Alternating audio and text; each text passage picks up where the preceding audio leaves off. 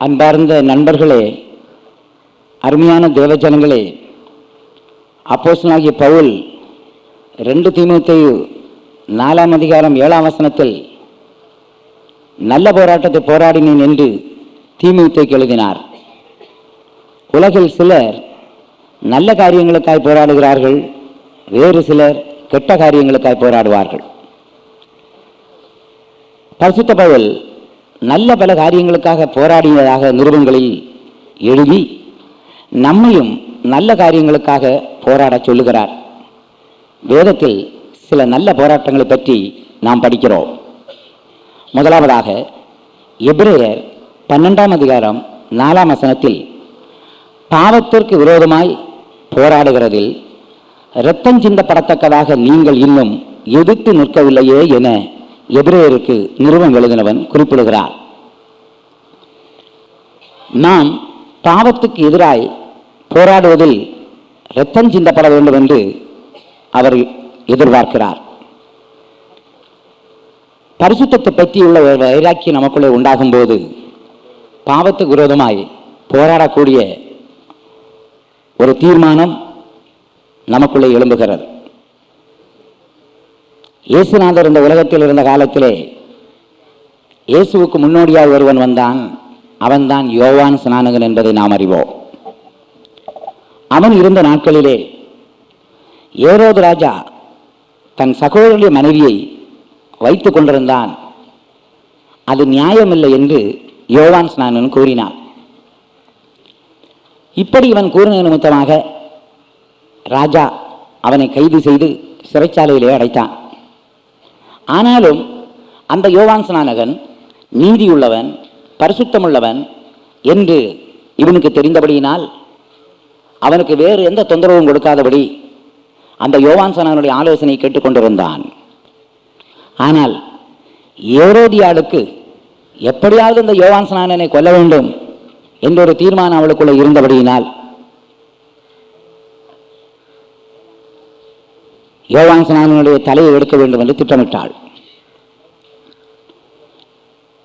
ஏரோது ராஜா பிறந்த நாள் கொண்டாடி கொண்டிருக்கும் பொழுது இந்த ஏரோதியாளின் மகள் நடனமாடிக்கொண்டிருந்தாள். நடனமாடி அங்கு வந்திருந்த ராஜாக்கள், பிரபுக்கள் எல்லாரையும் அவள் சந்தோஷப்படுத்தினாள். அந்த சந்தோஷத்தில் இருந்து கொண்டிருந்த ஏரோது ராஜா அவளை பார்த்து, நீ என்ன வேண்டுமென்றால் நான் உனக்கு தருகிறேன், உனக்கு என்ன வேண்டும் என்று கேட்டான். அவள் நேரே தன்னுடைய தாயிடத்தில் போய் கேட்டாள். உடனே அந்த தாயானவள் சொல்லி அனுப்பினாள், யோவான் ஸ்நானகனுடைய தலையை ஒரு காலத்தில் தாரும் என்று கேள் என்று சொல்லி அனுப்பினாள். இவள் வந்து கேட்டவுடனே ஏரோது ராஜாவுக்கு மிகுந்த கலக்கமும் பயமும் ஏற்பட்டு விட்டது. ஆனாலும் எல்லா பிரபுக்கள் ராஜாக்கள் மத்தியிலே வாயை திறந்து சொன்னபடியினால் அதை நிறைவேற்றுவதல்லாமல் வேறு வழியில்லை என்று கண்டு யோவான் ஸ்நானகனுடைய தலையை கொண்டு வரும்படியாக கட்டளையிட்டான். யோவான் ஸ்நானகனுடைய தலை கொண்டு வரப்பட்டது. அதை அந்த சிறுவனிடம் கொடுத்த பொழுது அவள் அதை கொண்டு போய் தாயிடம் கொடுத்தாள். பிரியமானவர்களே, யோவான் ஸ்நானகன் பரிசுத்தவனாயிருந்தான். பரிசுத்தத்தில் வைராக்கியமாக இருந்தபடியினால் ராஜா செய்த தவறையும் கூட சுட்டி காட்டக்கூடிய தைரியம் உள்ளவனாய், வைராக்கியம் உள்ளவனாய் அவன் காணப்பட்டார். சிலர் சொல்லியிருப்பார்கள், நீ ராஜாவின் விஷயத்தில் தலைபோடாதே, பெரியவர்கள் விஷயத்தில் தலைபோடாதே, தலைபோட்டால் உன் தலை போய்விடும் என்று சிலர் கூட சொல்லியிருக்கலாம். ஆனால் யோவான் ஸ்நானகனுடைய தீர்மானம் என்னவென்றால், என் தலை போனாலும் பரவாயில்லை, நான் பாவத்துக்கு விரோதமாக போராடுவேன் என்ற தீர்மானத்தோடு அவன் போராடினான். கடைசியில் தலை இல்லாதவனாக அடக்கம் பண்ணப்பட்டான். யோவானின் சீஷர்கள் வந்து யோவானை தலையில்லாமலே அடக்கம் பண்ணினார்கள். யோவானுக்கு இருந்த ஒரு வைராக்கியம் என்னவென்றால், எப்படியாயினும் நானும் பாவம் செய்யக்கூடாது, மற்றவர்களும் பாவம் செய்யக்கூடாது, அப்படி யாராவது பாவம் செய்வார்களானால் அதை சுட்டி காட்ட வேண்டும் என்று அவனுக்குள்ளே ஒரு வைராக்கியம் இருந்தது. ஒருவேளை நம்முடைய வாழ்க்கையிலே மற்றொரு செய்கிற தவறுகளை சுட்டி காட்டக்கூடிய நிலை நமக்கு இல்லாவிட்டாலும் நாம் செய்கிற பாவங்களுக்கு விரோதமாய் நாம் போராடும்படி ஒரு தீர்மானமும் வைராக்கியமும் நமக்குள்ளே உண்டாக வேண்டும். நம்முடைய சரீரத்திலே கிரியை செய்கிற பாவங்கள், ஆத்மாவிலே போராடுகிற பாவங்கள், மனதிலே எழும்புகிற பாவங்கள், இவைகள் எல்லாவற்றுக்கு விரோதமாய் நாம் போராட வேண்டும் என்று கர்த்தர் நம்மை குறித்து எதிர்பார்க்கிறார். இப்படி பாவத்துக்கு விரோதமாய் போராடுவதிலே நாம் என்ன செய்ய வேண்டும்? பிரியமானவர்களே, சில பாவங்கள் நம்மை விட்டு போக வேண்டுமானால் தேவ சமூகத்திலிருந்து அழுது ஜெபிக்க வேண்டும்.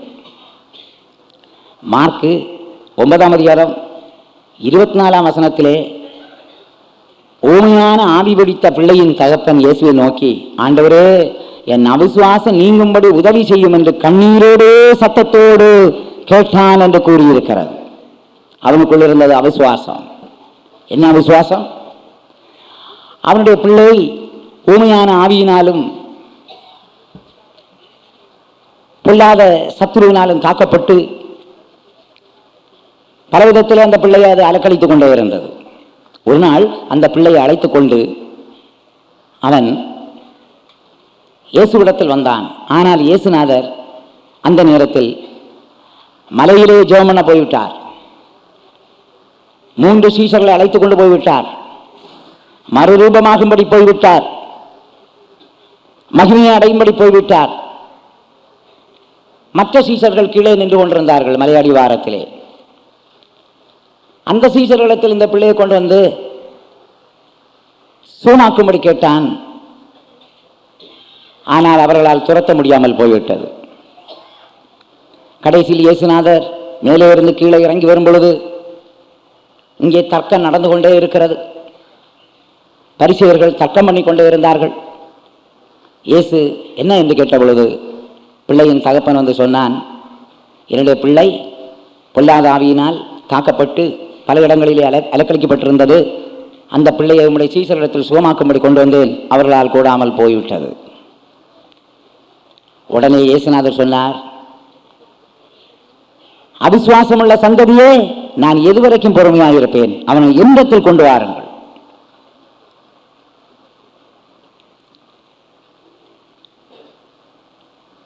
உடனே கர்த்தராகிய இயேசு அவனை பார்த்து சொன்னார், நீ விசுவாசிப்பாயானால் இந்த பிசாசை துரத்த தேவனால் கூடும். விசுவாசிக்கிறவனுக்கு எல்லாம் ஆகும். அப்பொழுதுதான் தன்னுடைய அவிசுவாசத்தை அவன் வழங்கிக் கொண்டான்.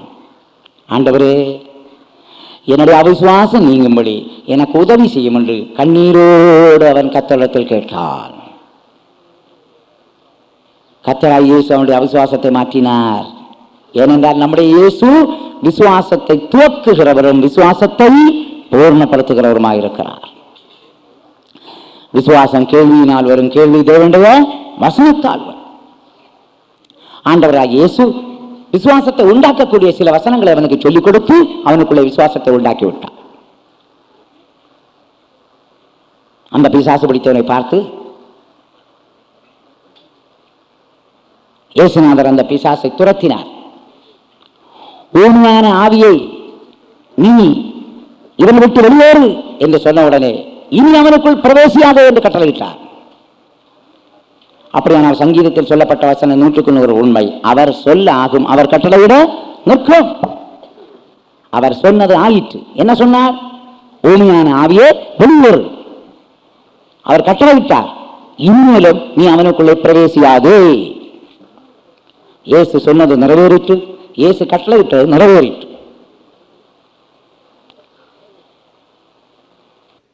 அதற்கு பின்பு சீஷர்கள் இயேசுநாதர் தனியாக இருக்கும் பொழுது வந்து கேட்டார்கள், ஆண்டவரே, எங்களால் ஏன் அதை துரத்த முடியாமல் போய்விட்டது? இயேசுநாதர் சொன்னார், இந்த ஜாதி பிசாசு ஜெபத்தினாலும் உபவாசத்தினாலும் அன்றி வேறெந்த விதத்திலும் புறப்பட்டு போகாது. அப்படியானால் ஒரு குறிப்பிட்ட நபருக்கு சுகம் கிடைக்க வேண்டுமானால் ஒன்றில் அந்த வியாதியஸ்தரை கொண்டு வந்தவர்களுக்கு விசுவாசம் தேவை. இன்னொன்று, அந்த வியாதியஸ்தர்களுக்காக ஜெபிக்கிறவர்கள் உபவாசத்தோடும் ஜெபத்தோடும் இருந்தால்தான் அந்த வியாதியோ பிசாசோ அந்த குறிப்பிட்ட ஆட்களை விட்டு புறப்பட்டு போகிறது. இல்லாவிட்டால் வியாதியஸ்தருக்கு விசுவாசம் தேவை. சில இடங்களில் வியாதியஸ்தருக்கு விசுவாசம் இருந்தபடினால் சுகமாயிற்று என்று பார்க்கிறோம். சில இடத்தில் கொண்டு வந்தவருடைய விசுவாசத்தை கர்த்தர் பார்த்து சுகமாக்கினார் என்று சொல்லி இருக்கிறது. எப்படி ஆயினும் வியாதியஸ்தர்களுக்கும் கொண்டு வந்தவர்களுக்கும் வியாதியை சுகமாக்கிறவர்களுக்கும் விசுவாசம் தேவை. அவன் கண்ணீரோடு என்னுடைய அவிசுவாசம் நீங்கும்படி உதவி செய்யும் என்று கேட்டான். கர்த்தர் அவனுடைய அவிசுவாசத்தை நீக்கினார். இதுபோல நம்முடைய வாழ்க்கையிலே சில பாவங்கள் நம்ம விட்டு போக வேண்டுமானால் நாம் கண்ணீர் விட்டு கர்த்தராகிய இயேசுவிடத்தில் கேட்போமானால் இயேசுநாதர் அந்த அவிசுவாசங்கள், அதைரியங்கள், பயங்கள், ஆசைகள், இச்சைகள், கோபங்கள், மனவருத்தங்கள் என்ன இருந்தாலும் இயேசு கிறிஸ்து அதை எல்லாவற்றையும் நீக்கி நமக்குள்ளே நல்ல நல்ல சுபாவங்களை அவர் உருவாக்கி தருவார். கரங்களை உயர்த்துகிறார் சொல்லுவோம். இரண்டாவது,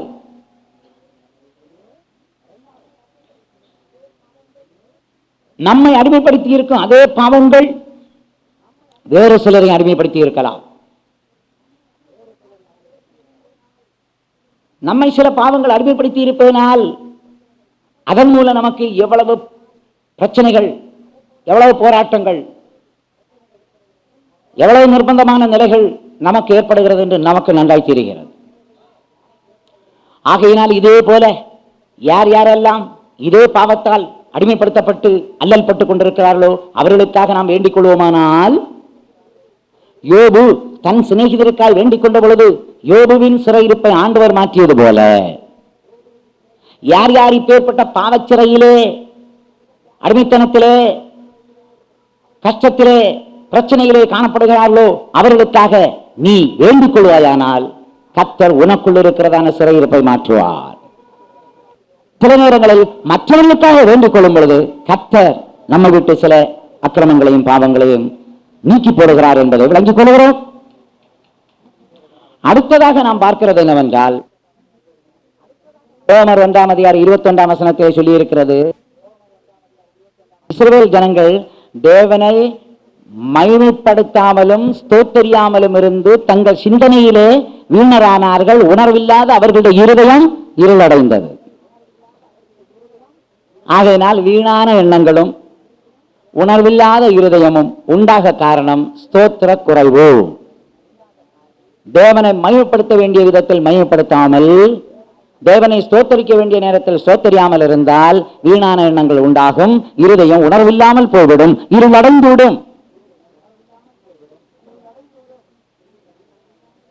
அப்படியானால் அந்த வீணான எண்ணங்கள், உணர்வில்லாத தன்மைகள் நம்ம விட்டு நீக்கப்படும்படியாக நாம் என்ன செய்ய வேண்டும்? தேவ சமூகத்திலே ஸ்தோத்திரம் பண்ணிக்கொண்டே இருக்கும் பொழுது, கர்த்தரை மையப்படுத்திக் கொண்டே இருக்கும் போது கர்த்தர் நமக்குள்ளே ஆவியின் சிந்தையை உண்டாக்குவார். ஆவியின் சிந்தையோ ஜீவனும் சமாதானமும் ஆகும். இருதயத்தில் ஒரு பெரிய பிரகாசம் உண்டாகும். ஆகையினால் சில தவறுகள் நம்மை விட்டு போக வேண்டுமானால் ஸ்தோத்திரம் பண்ணிக்கொண்டே இருந்தால் போதும். சங்கீதக்காரனுடைய அனுபவம் என்ன? கர்த்தரை நான் எக்காலமும் ஸ்தோத்திரிப்பேன், அவர் துதி எப்போதுமே வாயில். பரிசுத்த பவுலுடைய அறிவுரை என்ன? வார்த்தையினாலாவது கிரியையினாலாவது நீங்கள் எதை செய்தாலும் தேவனை என்ன செய்யுங்கள்? ஸ்தோத்திரியுங்கள். சில பாவங்கள் நம்மை விட்டு போக வேண்டுமானால் உபவாசித்து ஜெபம் பண்ண வேண்டும். அப்படி உபவாசித்து ஜெபம் பண்ணும்போது சில பலவீனங்கள், பாவங்கள் நம்ம விட்டு நீங்கி போகிறது. அதை எத்தனை நாள் உபவாசிக்க வேண்டும், எப்படி உபவாசிக்க வேண்டும் என்று ஆவியானவர் நமக்கு ஆலோசனை தருவார். சில பாவங்கள் நம்மை விட்டு நீங்கும்படி ஒரு நாள் உபவாசம் எடுத்தால் போதும். சில பாவங்கள் போகும்படி 3 நாள், சில பாவங்கள் போகும்படி 7 நாள், சில பாவங்கள் போகும்படி 40 நாள், சில பாவங்கள் போகும்படி வெறும் சாப்பிடாமல் இருந்து உபவாசிக்க வேண்டும். சில பாவங்கள் போக வேண்டுமானால் அப்பம் புசியாமலும் தண்ணீர் குடியாமலும் இருந்து உபவாசிக்க வேண்டும். எப்படியாயினும் ஆவியானவருடைய ஆலோசனையின்படி இவ்விதமான காரியங்களை செய்து பாவத்துக்கு விரோதமாய் நாம் போராட வேண்டும். ஏனென்றால் சில பாவங்கள் சுற்றி நெருங்கி நிற்கிற பாவங்கள். எபிரேயர் 12:1 என்ன சொல்லி இருக்கிறது? சுற்றி நெருங்கி நிற்கிற பாவத்தையும் தள்ளிவிட்டு. ஆகையினால் சில பாவங்கள் சுற்றி நெருங்கி கொண்டே இருக்கும். நம்மை பழையபடி எப்படி விழத்தள்ளலாம், நமக்குள்ளே பிரவேசிக்கலாம், நம்மை பழையபடி பின்மாற்றத்துக்கு கொண்டு போகலாம் என்று சொல்லி சில பாவங்கள் சுற்றி நெருங்கி கொண்டே இருக்கும். சிலருக்கு அந்த சுற்றி நெருங்கி நிற்கிற பாவம் கோபமா இருக்கலாம், சிலருக்கு ஆசையா இருக்கலாம், சிலருக்கு மன வருத்தமா இருக்கலாம். எப்படியும் சில பாவங்கள் நம்மை சுற்றி நெருங்கி கொண்டே இருக்கும். மறுபடியும் நம்மளுடைய ஆத்மாவுக்குள்ளே பிரவேசித்து நமக்குள்ளே பாவ எண்ணங்களையும் பாவக்கிரியைகளையும் உண்டாக்கும்படி அவைகள் முயற்சி செய்து கொண்டே இருக்கும். ஆகையினால் பாவத்துக்கு விரோதமாய் நாம் இரத்தம் சிந்தி போராட வேண்டும் என்று சொல்லி இருக்கிறார். கண்ணீர் விட்டு அழும் பொழுது அந்த கண்ணீரிலே ஜீவன் இருக்கிறது.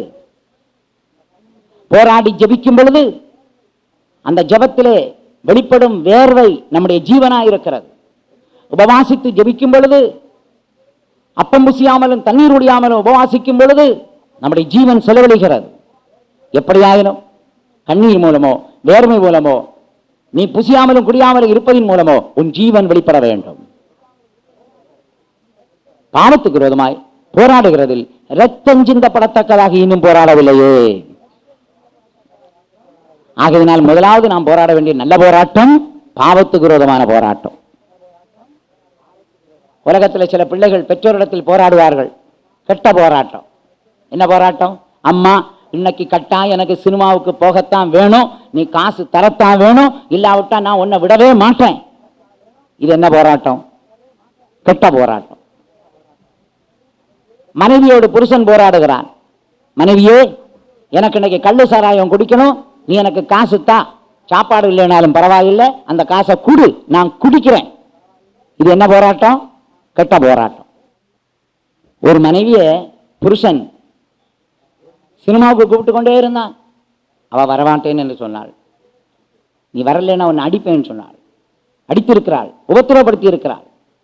கடைசியில் நீ எப்படியாவது சினிமா பார்க்காவிட்டாலும் பரவாயில்லை, தியேட்டரில் வந்து என் பக்கத்தில் வந்து உட்காருன்னு சொன்னானா. அதுக்கு அவள் சம்மதித்தாள். கடைசியில் சினிமா தொடங்கியது. சினிமா ஓடிக்கொண்டே இருக்கும் பொழுது இவன் பக்கத்தில் தன் மனைவி என்ன பண்றாள்னு பார்த்தா,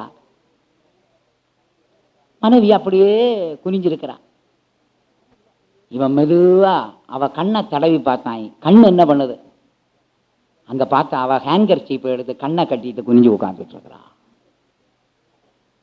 கடைசியில் சினிமா முடிகிற வரைக்கும் அவ அப்படியே கண்ணில் கட்டு போட்டுட்டு, சினிமா முடிந்த பிறகு 2 பேரும் எழும்பி வெளியே வந்தார்கள். அதுக்கு பிறகு அவன் சொல்லிவிட்டான், நான் உன்னை ரொம்ப தொந்தரவு பண்ணி விட்டேன், இம்சப்படுத்தி விட்டேன், தயவு செய்து என்னை மன்னித்துக்கொள், இனிமேலும் நான் உன்னை பலவந்தம் பண்ண மாட்டேன், தொந்தரவு கொடுக்க மாட்டேன்னு சொல்லி மன்னிப்பு கேட்டு பாருங்க. அந்த சகோதரி பாவத்துக்கு விரோதமாக போராடின போராட்டம் என்னன்னு தெரியுமா? ஹேங்கர் சீப்பு எடுத்து கண்ணில் கட்டி கொண்டார்கள். 2.5 மணி நேரம் 3 மணி நேரம் கண் கட்டப்பட்டவளாக அவள் குளித்திருந்து தியேட்டருக்குள்ள போய் ஜெபம் பண்ணிட்டே இருந்திருக்கிறாள். இப்படி எவ்வளவு போராட்டங்கள் இருக்கு சிலருடைய குடும்பத்தில் தெரியுமா? புருஷன் ரட்சிக்கப்பட்டிருப்பான், மனைவி ரட்சிக்கப்படாமல் இருக்கலாம், மனைவி ரட்சிக்கப்பட்டிருக்கலாம், புருஷன் ரட்சிக்கப்படாமல் இருக்கலாம். இப்படிப்பட்ட குடும்பங்களில் பல போராட்டங்கள் உண்டு. மனைவிக்கு சினிமா பாட்டு கேட்க விருப்பமே இருக்காது. புருஷன் வந்து ரேடியோவை ஆன் பண்ணி விட்டுருவார்.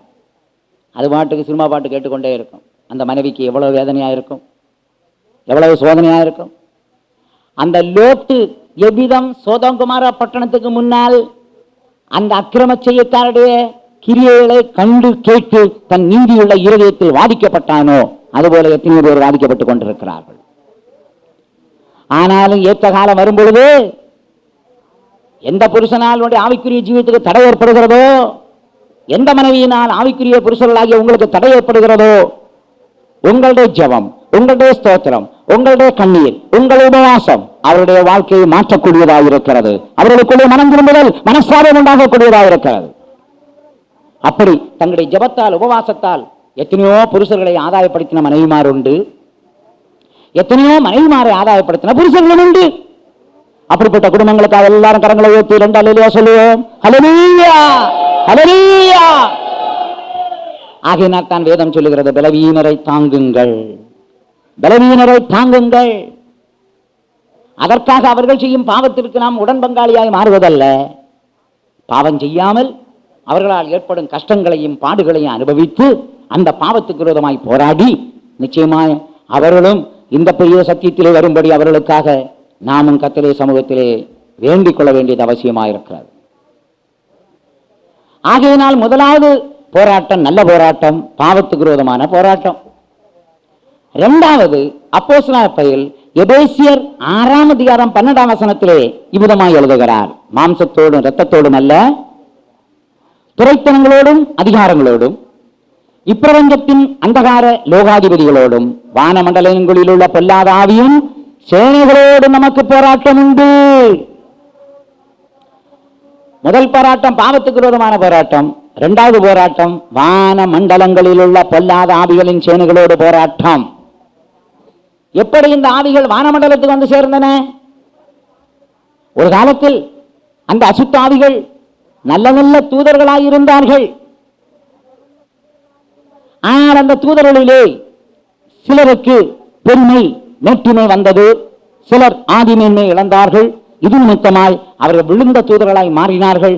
அவர்கள் தான் பிசாசாக மாறி போனார்கள். நல்ல தூதர்களாய் இருக்கும் பொழுது பரிசுத்த தூதர்களாய், பணிவிடை செய்யும் தூதர்களாய், எப்போதும் தேவ சமூகத்தை தரிசிக்கக்கூடிய தூதர்களாய் அவர்கள் காணப்பட்டார்கள். ஆகையினால் அவர்கள் பரமண்டலத்தில் இருந்தார்கள். இப்பொழுது அவர்கள் பரமண்டலத்தில் இருக்க முடியாதபடியினால் தேவன் அவர்களை பரமண்டலத்திலிருந்து தள்ளி போட்டார். அப்படியானால் அவர்கள் ஏன் இந்த பூமண்டலத்துக்கு வர முடியவில்லை என்று நீங்கள் கேட்கலாம். இந்த பூமண்டலத்திலே அவர்கள் வெளியரங்கமாய் வரவோ கிரியைகள் செய்யவோ முடியாதபடிக்கு இந்த பூமண்டலத்திலே தடை பண்ணக்கூடிய ஒரு பரிசுத்த ஆவியும் அந்த பரிசுத்த ஆவியின் அபிஷேகம் பெற்ற அநேக பரிசுத்தவான்களும் இருக்கிறார்கள்.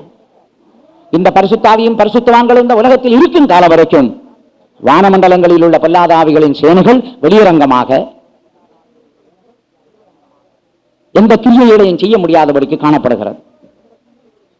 ஆனால் ஒரு நாள் வரப்போகிறது. தெசலோனிக்கேயருக்கு பவுல் எழுதுகிறார், அக்கிரமத்தின் ரகசியம் இப்பொழுதே கிரியை செய்கிறது, ஆகிலும் தடை செய்கிறவன் நீக்கப்பட்டால் ஒழிய அது வெளியரங்கமாய் கிரியை செய்ய முடியாது என்று சொல்லுகிறார். அந்த தடை செய்கிறது யார்? பரிசுத்த ஆவி. அந்த தடை செய்கிறது யார்? பரிசுத்த ஆவி பெற்ற பரிசுத்தவான்கள். அவர்கள் பண்ணும் ஜெபத்தால், உபவாசத்தால், விண்ணப்பத்தால், வேண்டுதலினால் இன்றைக்கு வெளியரங்கமாய் பிசாசு கிரியை செய்ய முடியாதபடிக்கு காணப்படுகிறான். அவைகளெல்லாம் வானமண்டலத்தில் இருக்கின்றன. ஆனால் அந்த வானமண்டலங்களில் இருக்கிற அந்த பொல்லாத ஆவிகளின் சேனைகளோடு நமக்கு போராட்டம் உண்டு. அப்படி போராடும்படி ஆண்டவர் என்ன செய்திருக்கிறார்? எபேசியர் 2ஆம் அதிகாரம் 7ஆம் வசனத்தில் என்ன கூறியிருக்கிறது என்றால், அவர் கிறிஸ்து இயேசுவுக்குள் நம்மை அவரோடு கூட எழுப்பி உன்னதங்களிலே அவரோடு கூட உட்கார வைத்தார். அவர் கிறிஸ்து இயேசுவுக்குள் நம்மை அவரோடு கூட எழுப்பி உன்னதங்களிலே அவரோடு கூட உட்கார வைத்தார். பிரியமானவர்களே, தேவன் நம்மை ஏன் அவரோடு கூட எழுப்பி உன்னதத்திலே உட்கார வைத்திருக்கிறார்? அந்த வானமண்டலங்களில் உள்ள பொல்லாத ஆவிகளின் சேனைகளோடு போராடும்படியாக. யுத்தம் நடக்க வேண்டுமானால் அதற்கு ஒரு யுத்த களம் என்று ஒரு களம் இருக்கிறது, வார்ஃபீல்ட். குடிமக்கள் குடியிருக்கிற இடத்திலே யுத்த தளத்தை அவர்கள் ஒதுக்க மாட்டார்கள். குடிமக்கள் இல்லாத இடம், மருத்துவமனைகள் இல்லாத இடம், மக்கள் இல்லாத இடத்திலே யுத்த களத்தை அவர்கள் ஒதுக்குவார்கள். அங்கேதான் யுத்தம் நடந்து கொண்டிருக்கும். இதுபோல இப்படி யுத்தம் நடக்கக்கூடிய இடம்தான் வானமண்டலம். வானமண்டலத்திலே பிசாசுகள் இருக்கின்றன. தேவன் நம்மை கிறிஸ்துவோடு கூட எழுப்பி உன்னதத்திலே உட்கார வைத்திருக்கிறார். எதற்காக? அந்த வானமண்டலங்களில் பொல்லாத ஆவிகளின் சேனைகளோடு போராடும்படியாக.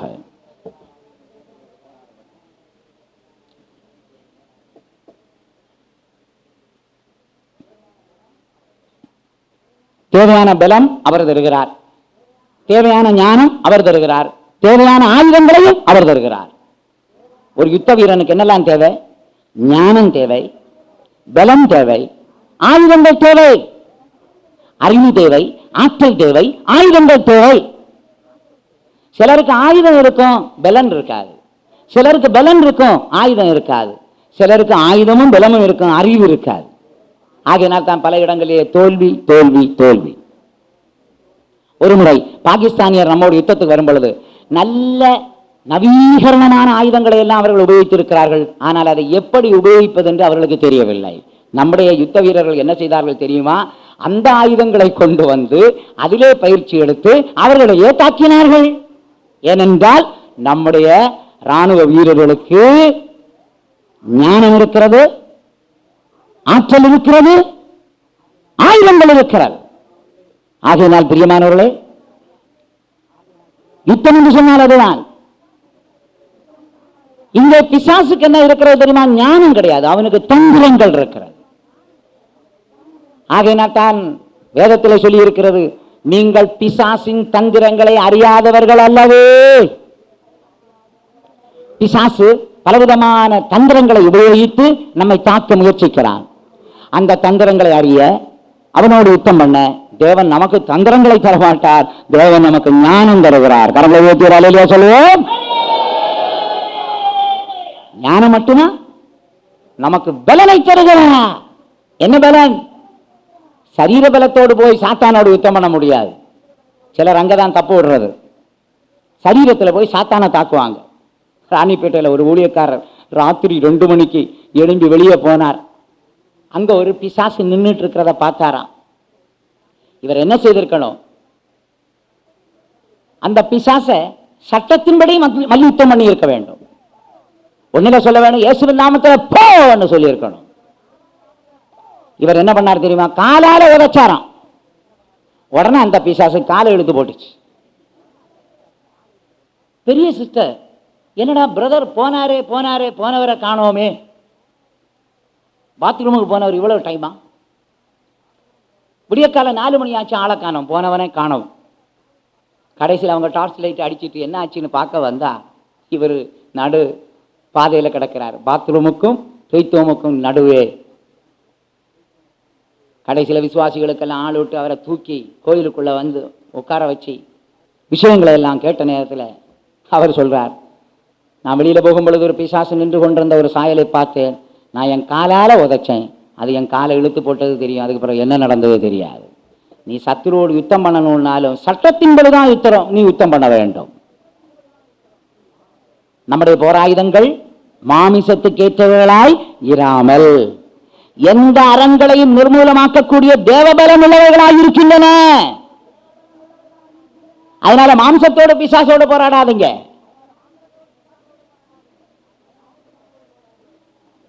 நாம் பிசாசோடு போராடும்படி நமக்கு பலம் தேவை. எங்கே பலம் தேவை? உள்ளான மனுஷனிலே பலம் தேவை. ஆகையினால் தான் பவுல் எபேசியருக்கு எழுதுகிறார் 3ஆம் அதிகாரத்திலே 16ஆம் வசனம், உங்கள் உள்ளான மனுஷன் ஆவியினாலே வல்லமையால் பலப்பட உங்களுக்காய் ஜெபம் பண்ணுகிறேன். பரிசுத்த ஆவியினால் நம்முடைய உள்ளான மனுஷன் பலப்படுமானால் அந்த பலத்தை வைத்துக் கொண்டு சாத்தானோடு நாம் போராடலாம். பிசாசுக்கு வல்லமை இருக்கிறதா? ஆம். ஆகையினால் தான் பிசாசு மனிதனை பாவம் செய்ய தூண்டுகிறான். ஆனால் நம்மிடத்தில் வல்லமை இருக்கிறதா? இல்லை. அப்படியானாலும் என்ன செய்ய வேண்டும்? பிசாசுக்கு வல்லமை இருக்கு, நமக்கு வல்லமை இல்லை. ஆனால் ஒருவருக்கு சர்வ வல்லமை இருக்கிறது. அந்த சர்வ வல்லமை உள்ளவர் தான் தேவன். அவர் சொல்லி இருக்கிறார், நான் சர்வ வல்லமுள்ள தேவன். சர்வ வல்லமை உள்ளவர் தேவன், வல்லமை உள்ளவன் சாத்தான். நமக்கு வல்லமையும் இல்லை, சத்தியமும் இல்லை, பலனும் இல்லை. ஆகையினால் தான் யோசபாத்து சொன்னான், எதிரி முன் நிற்க எனக்கு என்ன இல்லை?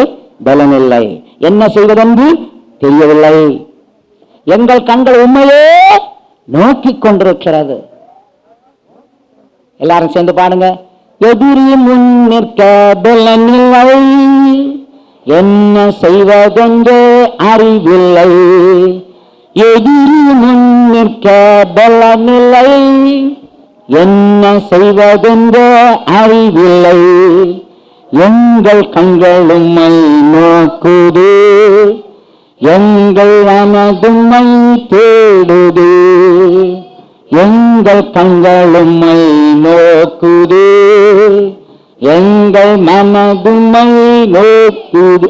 ஹல்லேலூயா. அப்ப எதிரி முன்னால் நிற்க நமக்கு பலம் இல்லை, என்ன செய்வதென்று தெரியவே இல்லை. ஆனா ஒண்ணு, எங்களுடைய கண்கள் எல்லாம் யாரை நோக்கி கொண்டிருக்கிறது? உண்மையே நோக்கி கொண்டு நாங்கள் உமக்காக காத்திருக்கிறோம். அது யோசபாத்துடைய ஜெபம். ஆகையினால் பிரியமானவர்களே, சில நேரத்தில் சில யுத்தங்கள் செய்வதற்கு நமக்கு அறிவில்லை, ஞானம் இல்லை, நமக்கு பலன் இல்லை, ஒன்றுமில்லாமல் இருப்போம். ஆனால் எல்லாம் நமக்கு கர்த்தர் தான் தந்து கொண்டே இருக்கிறார். ஞானத்தை தருகிறது அவர், பலனை தருகிறது. அவர் ஆயுதங்களும் அவரே தருகிறார். தலைக்கு தருகிற ஆயுதம் என்ன? நம்பிக்கை என்னும் தலைச்சீரா. உன் இருதயத்தை பாதுகாக்க அவர் தருகிற மார்க்கவசம் என்ன? ரட்சிப்பென்னும் மார்க்கவசம். இல்லாவிட்டால் விசுவாசம், அன்பு என்னும் மார்க்கவசம். உன் வலது கையிலே அவர் தருகிறதான ஆயுதம் என்னவென்றால், இருபுறமும் கருக்குள்ள பட்டயமாகிய தேவ வசனத்தை உன் கரத்திலே தருகிறார். சத்துருக்கள் உன்னை தாக்க வரும் பொழுது உன்னை காக்கும்படி விசுவாசம் என்னும் கேடகத்தை இடது கையிலே தருகிறார். உன் வஸ்திரங்கள் அவிழ்ந்து போகாதபடிக்கு அவர் ஒரு கச்சையை உனக்கு தந்திருக்கிறார். சத்தியம் என்னும் கச்சையை அறையிலே நீ கட்டிக்கொள்ள வேண்டும். உன் பாதத்திற்கு ரட்சை தரும்படி பாதரட்சை, ஆயத்தமும் பாதரட்சை உனக்கு தந்திருக்கிறார். ஆகையினால் தலையிலிருந்து கால் வரைக்கும் நமக்கு தந்த ஆயுதங்கள் எல்லாம் ஆண்டவர் தந்த ஆயுதங்கள், நம்முடைய பேராயுதங்கள். மாம்சத்துக்கு ஏற்றவர்களாக இராமல் எந்த அரணையும் நிர்மூலமாக்கக்கூடிய தேவ பலமுள்ளவர்களாய் காணப்படுகின்றன. இந்த ஆயுதங்களை தரித்துக் கொண்டு ஆண்டவர் தரும் பலனை பெற்றுக்கொண்டு ஆண்டவர் தருகிற ஞானத்தால் அந்த வானமண்டலங்களில் இருக்கிற பொல்லாத ஆவிகளின் சேனைகளோடு நாம் போராட வேண்டும். ஆகையினால் நம்முடைய போராட்டம் மாம்சத்தோடு இரத்தத்தோடும் அல்ல. இந்த விஷயம் விளங்காம நாம் எத்தனையோ நேரங்கள்ல மனுஷர்களோடு போராடி கொண்டிருந்திருக்கிறோம். மனுஷர்கள் நல்லவர்கள், அவர்களுக்குள்ளே இருந்து போராடுகிற பிசாசத்தான் நாம் போராட வேண்டும். சில நேரத்தில் உங்களுடைய அதிகாரிகள் உங்களை பலவிதத்தில் தொந்தரவு கொடுப்பார்கள். சில நேரத்தில் உங்களுக்கு கீழே வேலை செய்பவர்கள் பலவிதத்தில் தொந்தரவு கொடுப்பார்கள். சிலர் உங்களுடைய பிள்ளைகள் உங்களுக்கு ரொம்ப தொந்தரவு கொடுப்பார்கள். சில நேரத்தில் உங்களுடைய பக்கத்து வீட்டுக்காரர்கள் ரொம்ப தொந்தரவு கொடுப்பார்கள். நீங்க நல்லா விளங்கிக் கொள்ளணும், அவர்கள் எல்லாரும் நல்ல ஆட்கள் தான். அவர்களுக்குள்ள கிரீசிற பிசாசு தான் அவர்கள் மூலமாக உங்களோட போராடி கொண்டிருக்கிறார். அப்ப நீங்க அவங்கள கட்ட போறீங்களா? அவங்களுக்குள்ள கிரீசிற பிசாச கட்ட போறீங்களா? அவங்கள அடிக்க போறீங்களா? அவங்களுக்குள்ள கிரீசிற பிசாச அடிக்க போறீங்களா? அவங்களை எதிர்க்க போறீங்களா? அவங்களுக்குள்ள கிரியை செய்கிறதான பிசாசை எதிர்க்க போறீர்களா? பிரியமானவர்களே, அவர்களை அல்ல, அவர்களுக்குள்ளே கிரியை செய்கிற பிசாசை நாம் கட்ட வேண்டும், எதிர்க்க வேண்டும், துரத்த வேண்டும். கரங்களை வைத்து அல்லேலூயா சொல்லுவோம். அல்லேலூயா. நம்முடைய போராட்டம் மாம்சத்தோடும் இரத்தத்தோடும் அல்ல, இப்பிரபஞ்சத்தின் லோகாதிபதிகளோடும் வானமண்டலங்களில் உள்ள பொல்லாத ஆவிகளின் சேனைகளோடு நமக்கு உண்டு. அதனால் பொல்லாத ஆவிகள் என்னென்ன கிரியை செய்கின்றன என்று நாம் கண்டுபிடிக்க வேண்டும். முதலாவதாக எண்ணாகமம் 5ஆம் அதிகாரம் 14ஆம் வசனத்தில் எழுதியுள்ளபடி எரிச்சலின் ஆவி என்று ஒரு ஆவி இருக்கிறது. அந்த எரிச்சலின் ஆவி ஒரு மனிதனுக்குள்ளே பிரவேசித்தால் அவனுக்குள்ளே கோபத்தை உண்டாக்கும், மூர்க்கத்தை உண்டாக்கும், இன்னும் வேண்டுமானால் கொலை செய்யும்படி அந்த எரிச்சலின் ஆவி அவனை ஏவிக்கொண்டே இருக்கும். இரண்டாவது ஒரு ஆவியை பற்றி 1 சாமுவேல் 16ஆம் அதிகாரம் 14ஆம் வசனத்தில் வாசிக்கிறோம். பொல்லாத ஆவி.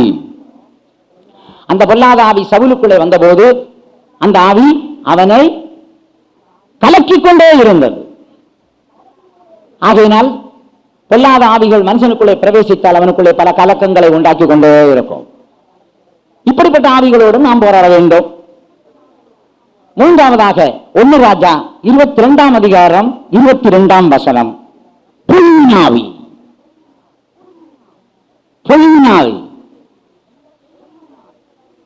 இந்த பொய்யினாவி யாருக்குள்ளையாவது பிரவேசித்தால் அவர்கள் எடுத்ததுக்கெல்லாம் பொய் சொல்லுவார்கள். சில சொல்லுவார்கள், ஐயா சத்தியத்தை சொல்லணும்னு நான் நினைக்கிறேன் ஐயா, ஆனா என் வாயில பொய்யா வருது. அது உன்னை சொல்லி குற்றம் இல்லை, உனக்குள்ள இருக்கிற ஆவி செய்கிறதான குற்றம். என்ன செய்கிறது? பொய் சொல்லும்படி உன்னை தூண்டுகிறது. அடுத்ததாக ஒரு ஆவி இருக்கிறது. ஏசாயா 19:14ஆம் வசனத்தில் சொல்லியுள்ளபடி தாறுமாறு செய்யும் ஆவி. இது ஒரு மனிதனுக்குள்ளே பிரவேசித்தால் அவனை தாறுமாறாய் நடக்க செய்யும். அதற்கு பிறகு ஒரு ஆவி, ஏசாயா 29:10 கணனிக்கிறேன் ஆவி. அந்த ஆவி முக்கியமாக ஆவிக்குரிய ஜனங்கள் மத்தியிலே கிரியை செய்து கொண்டிருக்கும். வேதம் படிக்க விடாது. பத்திரிகை எவ்வளவு தூரம் படிச்சாலும் தூக்கமே வராது. வேத புத்தகத்தை எடுத்து படிச்சா 2 வசனம் படிச்ச உடனே தூக்கம் வந்துடும். அன்னைக்கு ஒரு ஆள் சொல்றாரு, ஐயா நான் செய்யக்கூடிய ஒரே ஒரு வழி வேத புத்தகத்தை திறந்து 2 வசனம் படிச்சுட்டேன்னா எனக்கு நல்லா தூக்கம் வருது ஐயா. அப்ப அந்த வேத புஸ்தகம் ஸ்லீப்பிங் டேப்லெட்டா, தூக்க மாத்திரையா? அவர் அப்படியே பைபிளை நெஞ்சில வச்சே தூங்குறார். நான் நினைச்சேன், இவர் எவ்வளவு வேதத்தை நேசிக்கிறார், எவ்வளவு வேதத்தில் அன்பு கூறுகிறார், படிச்சு படிச்சு நெஞ்சிலே வச்சு தூங்குறாரு. கடைசியில் எழுப்பின பிறகுதான் அவர் சொல்றார், ஐயா இது வேதத்தின் நேசத்தால் உண்டானது அல்ல, எனக்கு தூக்கம் வரும்படியா நான் 2 வசனம் படிச்சு அப்படியே நெஞ்சில வச்சு தூங்கிட்டேன். அது என்ன? கனநித்திரை நாவி. உன்னை வேத வசனம் படிக்க விடாதபடிக்கு தூங்க வைக்கிறது கனநித்திரை நாவி. 2வது, எவ்வளவு தூரம் மனுஷர்களோடு பேசி இருந்தாலும் உனக்கு தூக்கமே வராது. ஆனா 2 நிமிஷம் ஜெபம் பண்ணணும்னு உட்கார்ந்து பாரு, உன் தலை ஆடுகிற ஆட்டம் என்ன? அங்க ஆடும், இங்க ஆடும். ஒரு பையன் பெங்களூர்ல இப்படித்தான் தூங்குறான்னு சொல்லி ஊழியக்காரர் எழுப்பி விட்டார். அவன் எழுப்பி நின்று ஆடுறான். ஆகையினால உட்கார வச்சாலும் தூக்கம்தான், எழுப்பி நின்னாலும் தூக்கம்தான். கனநித்திரை நாவி உன்னை ஜெபம் பண்ண விடாதபடி தடை பண்ணுகிறார்.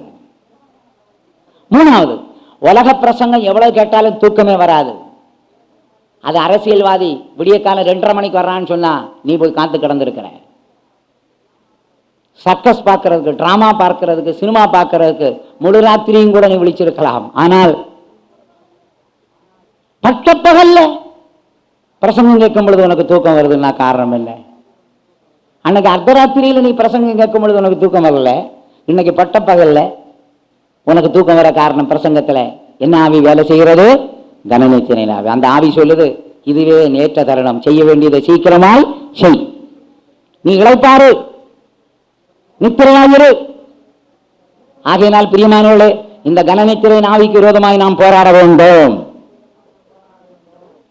அடுத்தது ஒரு ஆவி, ஓசியா 4:12, வேசித்தனத்தின் ஆவி. வேசித்தனத்தின் ஆவி. இந்த ஆவி ஒரு மனுஷனுக்குள்ளே பிரவேசித்தால் அவனுக்கு இச்சைகள், காமவிகாரம், பலவிதமான மானசீக பாவங்கள், விபச்சாரம், வேசித்தனம் எல்லாம் வருகிறது. அதான் சிலர் சொல்றாங்க, ஐயா சின்ன வயசுல ரொம்ப நல்லா இருந்த ஐயா, பாலிவ வயசுல ரொம்ப நல்லா இருந்த ஐயா, இப்போ 82ஆம் வயசுல விபச்சாரம் பண்ணன்றாங்க. எனக்கே அதிர்ச்சியா போச்சு. ஒரு கிழவன் வந்து சொல்றான், ஒரு தப்பு பண்ணிட்டேன், மன்னிப்பு கேட்க வந்திருக்கேன்னு. நான் நினைச்சேன் இவன் ஏதோ பொய் சொல்லிட்டு வந்திருக்கான் போல இருக்கு. சொல்லுங்கண்ணா. ஐயா சின்ன வயசுலயும் நல்லா இருந்தேன், வாலி வயசுலயும் நல்லா இருந்தேன், இந்த வயோதிப காலத்துல நான் இப்பொழுது விபச்சார பாவம் செய்து விட்டேன். அதுல இருந்து விளங்கிக் கொள்ளுங்க, பாவத்துக்கு வயசே கிடையாது. சிலர் நான் கிழவன் ஆயிட்டேன், கிழவி ஆயிட்டேன்னு சொல்லி ரொம்ப ஃப்ரீயா நடக்கிறாங்க. ரொம்ப ஜாக்கிரதை. நீ கிழவனானாலும் உனக்குள்ள கிரீசிற பாவத்துக்கு கிளட்டுத்தன்மை வரவே இல்லை, இன்னும் அது இளமையாத்தான் இருக்கு. சாலோமனுக்கு அந்த தொந்தரவு அதுதான். சின்ன வயசுல நல்லா இருந்தான், வாலிப பிராயத்துல நல்லா இருந்தான், வயசான பிறகு மர்மனியாட்டிகள் எவ்வளவு, மனைவிகள் எவ்வளவு, கர்த்தர் எத்தனையோதர் அவனை சந்தித்து எச்சரித்தார். ஆனாலும் கூட அவன் மனஸ்தாபப்படவில்லை, மனம் திரும்பவே இல்லை. காரியத்தின் துவக்கத்தை பார்க்கல, முடிவு நல்லதுன்னு அவன் தான் எழுதினான். இவனுக்கு நல்ல தொடக்கம் இருந்தது, முடிவு மோசமா போச்சு. காரணம் என்ன? அந்த வேசித்தனத்தின் ஆவி கிரியை செய்யுமானால் திடீரென்று ஜனங்கள் விபச்சார வேசித்தனம் பண்ணி விடுவார்கள். ஆகையினால் அப்படிப்பட்ட ஆவிகளுக்கு விரோதமாகவும் நாம் போராட வேண்டும். அடுத்தது மார்க் 9:25, ஊமையும் செவிடுமான ஆவி. இந்த ஆவி சிலருக்கு வந்தா வாயை திறக்க மாட்டாங்களே, ஊமையா இருப்பாங்க. தோத்திரம் பண்ணு, அல்லேலூயா போடு, சாட்சி சொல்லு, ஜெபம் பண்ணு, பாட்டு பாடு. என்ன ஆவி?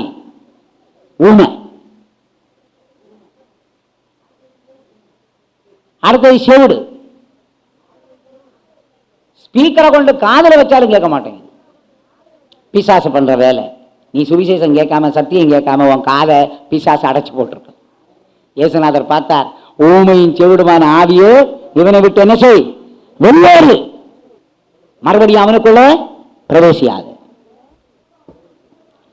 இப்ப அவன் திடீர்னு பாட்டு பாடுறான், ஸ்தோத்திரம் பண்ணுகிறான், அல்லேலூயா போடுறான், ஆப்பரிக்கிறான். காரணம் என்ன? அந்த ஆவி போனதுல இருந்து அவனுக்கு விடுதலை. அப்படி ஊமையின் ஆவி ஏறின ஆட்கள் நீங்க எவ்வளவு தொந்தரவு பண்ணாலும் அவங்க வாயை திறக்க முடியாது. அந்த ஆவி போனா தான் விடுதலை கிடைக்கும். ஆகையினால் அப்படிப்பட்ட ஒரு ஆவிக்கு விரோதமாயும் நாம் போராட வேண்டும். அடுத்தது லூக்கா 13:11. பலவீனப்படுத்த ஆவி. அந்த ஆவி அந்த சிறிக்குள்ள ஏறி எத்தனை வருஷமாய் தொந்தரவு கொண்டு கொண்டிருந்தது? 18 வருஷம். அவள் கூனியா இருந்தாள். இயேசுநாதர் அதை கண்டுபிடிச்சிட்டார். இந்த கூனியா இருக்கிற அந்த சிறிய மெடிக்கல் சயின்ஸ் ஒன்றும் செய்ய முடியாது. இந்த அம்மாவை கொண்டு போய் ஜிஹெச்லயோ சிஎம்சிலையோ சேர்த்தா என்ன செய்வாங்க தெரியுமா? இவளுக்கு ஸ்பைனல் கார்டில் ப்ராப்ளம் இருக்குன்னு சொல்லி ஸ்பைனல் கார்டை எடுத்துட்டு சில்வர் கார்டு வைப்பாங்க. அந்த பலவீனப்படுத்துகிற ஆவி அந்த சில்வர் கார்டையும் பெண்ட் பண்ணி குறிஞ்சி நிற்கும். அப்படித்தானே மெடிக்கல் சயின்ஸ் ஃபெயிலியர் ஆகுது. இந்த பொல்லாத ஆவிகளினால் உண்டாகிற வியாதியை சோமாக்க எந்த மெடிக்கல் சயின்ஸுக்கும் முடியாது. ஆகையினால் இயேசுநாதர் பார்த்தார், ஓ இந்த அம்மா கூனியா இருக்க காரணம் அந்த பலவீனப்படுத்துகிற ஆவி. ஆகையினால் அவர் சொன்னார், பலவீனப்படுத்துகிற ஆவியை இவளை விட்டு வெளியே போ. உடனே அவள் நிமிர்ந்து நின்றாள். பாவம், அந்த 18 வருஷமா எவ்வளவு கஷ்டப்பட்டிருப்பா. கூனி கூனி நடந்து நடந்து முதுகெல்லாம் எவ்வளவு வேதனையா இருந்திருக்கும். இப்படி சிலரை குனிய வைக்கிற ஆவி இருக்கிறது. அவர்களுக்கு நிமிர்ந்து இருக்கவே முடியாது. அப்படிப்பட்ட ஆவிகளுக்கு விரோதமாக நமக்கு போராட்டம் உண்டு. அடுத்தது 1 கொரிந்தியர் 2:12. உலகத்தின் ஆவி. என்ன ஆவி? உலகத்தின் ஆவி. அந்த உலகத்தின் ஆவி தான் லௌகீகத்தை கொடுக்கிறது. புதிய புதிய வேஷங்கள், புதிய புதிய அலங்காரங்கள் கொடுக்கிறதெல்லாம் யாரு? அந்த உலகத்தின் ஆவி. அது சொல்லும், இப்ப நீ மொட்டை அடிக்கலாம், உடனே எல்லாரும் மொட்டை அடிச்சு நடப்பான். அடுத்தது அது சொல்லும், இப்ப எல்லாரும் முடிய வளர்த்து, அவன் முடிய நீளமா வளர்த்துவான். யார் சொன்னது? அந்த உலகத்தின் ஆவி. இனிமே இப்ப நீ கிருதா வளர்த்தலாம், சைட் லாக், நீட்டு நீட்டு நீட்டு நீட்டு, மோதியாச்சா இப்ப காதர விட்டு எல்லாம் விட்டுவான். யார் பண்ற வேலை? அந்த உலகத்தின் ஆவி. சரி, இப்ப எல்லாரும் ஆர்டினரி பேண்ட் போடுங்க, எல்லாம் தொலைதலா போட்டுட்டு நடப்பான். இப்ப எல்லாரும் டைட்டா போடு, அவன் டைட்டா நடப்பான். இப்ப எல்லாரும் பெல் பாட்டம் போடு, பெல் பாட்டம். அடுத்தது பெல் டாப். அடுத்தது எங்க போய் முடியுதோ தெரியாது. லேடிஸுக்கு அவன் சொல்லுவான், இப்ப எல்லாரும் நேர்கோடு, எல்லாரும் நேர்கோடு எடுத்துட்டு நடப்பாங்க. போதும், இனிமே எப்படி வளைஞ்சு வளைஞ்சு கோடுங்க. காலேஜ் ஸ்டூடெண்ட்ஸை பார்த்தாலும், கல்லூரி மாணவிகள், பள்ளி மாணவிகள், வீட்டில் இருக்கிறவங்க, அவங்க எல்லாம் வளைஞ்ச வளைஞ்ச கோடு. இப்போ 1 2 3 எல்லா கோடும் கேன்சல் பண்ணி எல்லாம் கோடு இல்லாம நடப்பாங்க. சரி, அவன் சொல்லுவான், இதுவரைக்கும் பெண்களுடைய வஸ்திரத்தை பெண்களும், ஆண்களுடைய வஸ்திரத்தை ஆண்களும் போட்டாச்சு, இனிமே கொஞ்சம் மாற்றம். என்ன மாற்றம்? ஆண்கள் பெண்களுடைய ட்ரெஸ்ஸை போடுங்க, பெண்கள் என்ன செய்யுங்க? ஆண்களுடைய ட்ரெஸ்ஸை போடுங்க. எல்லாம் அவன் பண்ற வேலை. யாரு? அந்த உலகத்தின் ஆவி பண்ற வேலை. நாங்களோ உலகத்தின் ஆவியை பெறாமல் பரலோகத்திலிருந்து தேவன் அனுப்பின ஆவியை நாங்கள் பெற்றிருக்கிறோம். கரங்களை வைத்து ஒரு அல்லேலூயா சொல்லுங்க. அல்லேலூயா.